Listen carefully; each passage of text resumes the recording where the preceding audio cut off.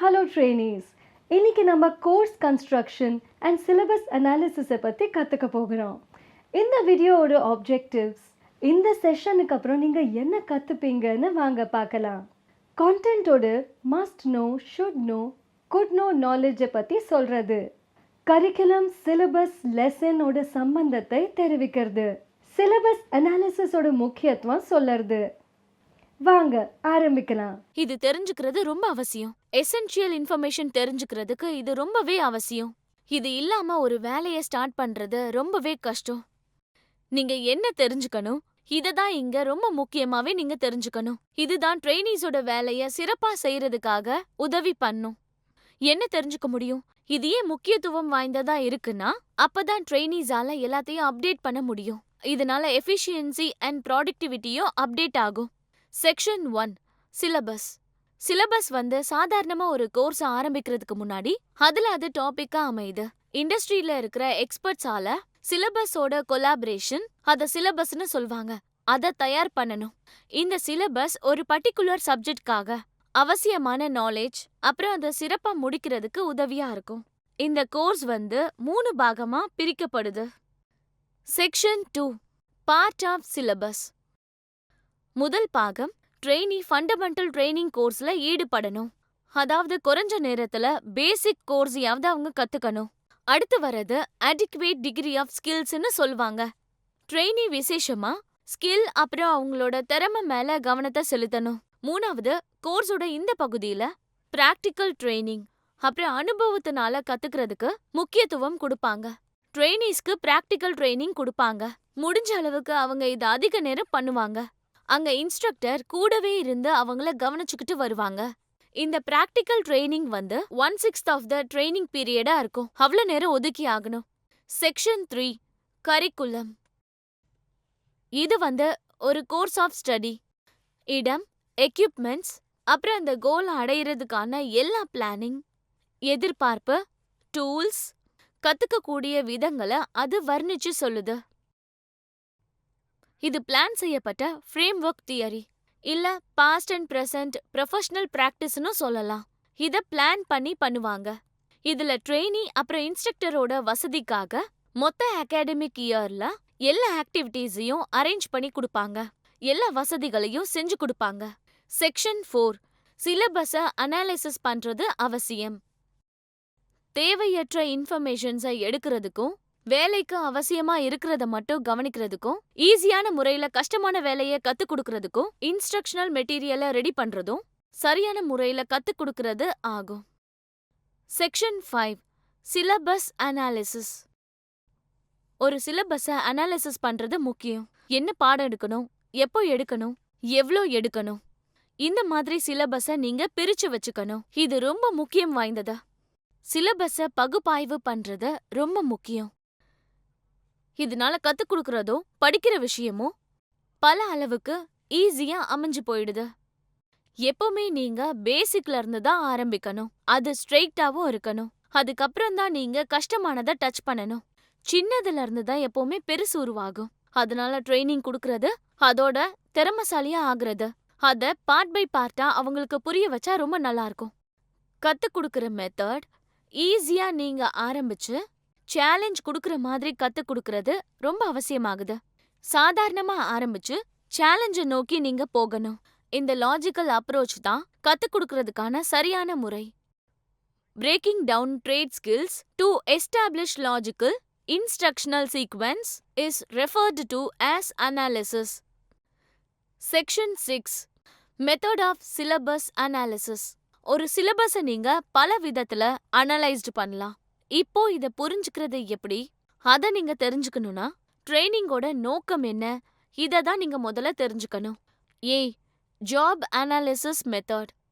நம்ம யாரையாவது ஒரு விசேஷமான காரியத்துக்கு அத நல்லா கத்துக் கொடுக்க ஆசைப்பட்டா நாம இந்த ஸ்மாலர் ஸ்கில் ஆக்ஷனை தாராளமா கடைபிடிக்கலாம். அதாவது சப்ஜெக்ட சின்ன சின்ன விஷயமா கத்துக் கொடுக்கறது, இல்லனா சப்ஜெக்ட பிரிச்சு காட்டுறது, அதை ஈஸியா ஆரம்பிச்சு கஷ்டமான ஸ்டேஜுக்கு கொண்டு போறது, அதோட சப்ஜெக்ட விசேஷமான முறையில புரிய வைக்க ஒர்க் ஜாப் உங்களுக்கு ரொம்ப உபயோகமா தெரியும். இங்க வேலை வாய்ப்புகள் முழுசா முடிக்கப்பட்ட வேலை. இல்லனா உங்களுக்கு கொடுக்கப்பட்ட வேலையை செஞ்சு முடிக்கணும். நீங்க செய்யற வேலைக்கு உங்களுக்கு சம்பளம் கிடைக்கணும், இல்லனா பேரோல் ஜாப் கிடைக்கும். பி. Skill analysis method. அடுத்த வேலை என்னன்னா, ஒரு நல்ல வேலைக்கு தேவையான ஸ்கில்ஸ் அதை ரெடி பண்ணணும். எப்போ உபயோகத்துக்கு கொண்டு வரீங்களோ அதை ஈஸியா ஆரம்பிச்சு அவங்களுக்கு புரிய வைக்கணும். அதுக்கப்புறம் நல்ல ஆக்டிவிட்டீஸை தேர்ந்தெடுங்க. அது ட்ரெயினீஸ்க்கு நல்ல விதமா புரிய வைக்க ட்ரை பண்ணணும். நினைவிருக்கட்டும், இது வேலை வாய்ப்புக்கு மட்டும் கிடையாது. பட் கத்துக்கிறவங்க எப்படி கத்துக்கிறாங்க, அப்புறம் தன்னோட மெத்தடை எப்படி இம்ப்ரூவ் பண்றாங்க, அதையும் கவனிச்சாகணும். கத்துக்கிறவங்களுக்கு எந்த அளவுக்கு இம்பார்ட்டன்ட் கொடுக்குது, இதுவும் முக்கியம் வாய்ந்ததா இருக்கு. இல்ல கத்துக்கிறவன் அந்த வேலையை எப்படி எடுத்துக்கிறான். Step for analysing the given syllabus. சிலபஸை நீங்க நல்லா படிக்கணும், அதை புரிஞ்சுக்கணும். அதை நீங்க சரியா புரிஞ்சுக்கணும்னா உங்க கையால நீங்களே ஒரு லிஸ்ட தயாரிக்கணும். பிராக்டிக்கலா நீங்க என்னெல்லாம் கத்துக்க போறீங்களோ அத ஒரு லிஸ்ட் போட்டு நீங்க ப்ரிப்பேர்டா வச்சுக்கணும். டாபிக்க நீங்க சிம்பிள்ல இருந்து காம்ப்ளெக்ஸா மாத்தணும். அத மாடியூல்ஸ் அண்ட் யூனிட்ஸா டிவைட் பண்ணணும். ஒரு சிலபஸ முடிக்கிறதுக்கு எவ்ளோ மணி நேரம் ஆகுங்கிறத நீங்க கால்குலேட் பண்ணி வச்சுக்கணும். ஒவ்வொரு ஆக்டிவிட்டீஸ்க்கும் எவ்ளோ மணி நேரம் தேவைப்படுதுங்கிறத நீங்க ஒதுக்கி வைக்கணும். மாஸ்டர் ஷெட்யூல நீங்க தயார் பண்ணணும். Time table, monthly schedule and weekly ஷெட்யூல நீங்க ரெடி பண்ணணும். ஒவ்வொரு லெசனுக்கும் தேவையான மெட்டீரியல்ஸை நீங்க ரெடி பண்ணணும். Advantages of syllabus analysis. சிலபஸை நீங்க அனாலிசிஸ் பண்ணதுக்கு அப்புறம் அது உங்களுக்கு கொஞ்சம் குழப்பமா இருக்கும். என்ன கத்துக் கொடுக்கறதுன்னு தெரியாது. எல்லா இன்ஃபர்மேஷன்ஸையும் முதல்ல ரெடி பண்ணணும், அப்புறம் அதை ப்ரிப்பேரும் பண்ணணும். ட்ரைனிங் மெட்டீரியல்ஸை நீங்க முதல்ல இருந்தே ரெடி பண்ணி வச்சுக்கலாம். ட்ரைனிங் ப்ரோக்ராம நீங்க குறிப்பிட்ட நேரத்துக்குள்ள முடிச்சு கொடுக்க பார்க்கணும். டீச்சிங் ஆக்டிவிட்டிய பத்தி ட்ரெயினீஸ்க்கு தெரிஞ்சிருக்கணும். அவங்களுக்குள்ள தன்னம்பிக்கையும் வளரணும். இது அவங்களோட மனநிலைமைய ஸ்டடியா வச்சிருக்கும். அவங்களால விஷயங்களை ஈஸியா புரிஞ்சுக்கவும் முடியும். இப்படிதான் ஒரு டீச்சிங் ஆக்டிவிட்டி கரெக்டான டைரக்ஷன்ல போகும். இது கோர்ஸ பத்தி தெரிஞ்சுக்கிறதுக்கும் அதோட நோக்கங்களை புரிஞ்சுக்கிறதுக்கும் உதவும். Breakup syllabus. கோர்ஸை விரிவா படிச்சதுக்கு அப்புறம் நேரத்துக்கு தகுந்த மாதிரி அவங்க திறமைக்கு ஏத்த மாதிரி அவங்க மாடியூல்ஸை ரெடி பண்ணுவாங்க. ஷெட்யூல் ஆஃப் இன்ஸ்ட்ரக்ஷன் ஒரு நல்ல பிளான். அது ட்ரேட் புக்ல கொடுக்கப்பட்ட பிராக்டிக்கல் எக்ஸசைஸை ஆதாரமா வச்சு டெய்லி ஆக்டிவிட்டிஸ் எழுதப்பட்டிருக்கும். இந்த பிளான் படி 26 வாரங்கள், அதுல வாரத்துல 5 நாள் தான் வேலை பார்ப்பாங்க. ட்ரெயினர்ஸ் ஒரு பர்டிகுலர் விஷயத்துல நல்ல கிளவரா இருந்து அது இன்னும் நல்லா தெரிஞ்சுக்கிறதுக்காக ட்ரெயினரும் அந்த முக்கியமான விஷயத்துல தன்னோட புத்திசாலித்தனத்தை காட்டணும். அவர் தன்னோட தியாரிட்டிக்கல் நாலேஜ அதுல காட்டலாம். இன்ஸ்ட்ரக்டர் சிலபஸ அனலைஸ் பண்ணுவாங்க. ஈஸியா ஆரம்பிச்சு கஷ்டமான விஷயத்த டச் பண்ணுவாங்க. பிராக்டிக்கலா விவரமா கத்து கொடுக்கறதுக்கு அவங்க முயற்சி பண்ணுவாங்க. சிலபஸ ஸ்பிளிட் பண்ணதுக்கு அப்புறம் இன்ஸ்ட்ரக்டர் ஒவ்வொரு லெசனையும் விரிவா எழுதி அதுல இருந்து டிப்ஸ் அப்புறம் இம்பார்ட்டன்ட் பாயிண்ட்ஸை எழுதி வச்சுப்பாங்க. அதை அமல்படுத்தும் முறையில ஒவ்வொரு விஷயத்தையும் கரெக்டா வடிவமைப்பாங்க. பிக்சர்ஸ் மூலமா கொடுக்கப்படுற பிரசன்டேஷன். இன்ஸ்ட்ரக்டர் மூலமா கொடுக்கப்படுற ஒவ்வொரு நோட்ஸ் இது லெசன் பிளான் மூலமாவே உபயோகத்துக்கு வரும். இது கூடவே டீச்சிங் எய்ட்ஸ் இருந்தா இன்னும் நல்லது. ஒன்னு செலக்ட் பண்ணுங்க, இல்லனா அப்ரோப்ரியேட் டீச்சிங் எய்ட்ஸ லெசன் நடத்தும் போது வச்சுக்கோங்க. சரி, இது வரைக்கும் நாம என்ன கத்துக்கிட்டோங்கிறத ஒரு தடவை நாம பாத்துரலாம். கோர்ஸை கன்ஸ்ட்ரக்ட் பண்றதுக்காகவும் சிலபஸை தெரிஞ்சுக்கிறதுக்காகவும் ட்ரைனிங் செக்ஷன் நடக்குது. சிலபஸோட பார்ட்ஸ், கரிக்குலம் அப்புறம் சிலபஸோட இம்பார்ட்டன்ஸை அனாலிசிஸ் பண்ணுது. இந்த மாதிரி மெத்தட் ஜாப் அண்ட் ஸ்கில் அனாலிசிஸை அழகா உங்களை விரிவாக்கம் பண்ணி காட்டுது. இதோட அட்வான்டேஜ் என்னன்னா எஃபெக்டிவ் ப்ரிப்பரேஷன், நேரத்துல முடிக்கிறது, ட்ரெயினியோட கான்ஃபிடென்ஸை முக்கியமா பார்க்கப்படுது.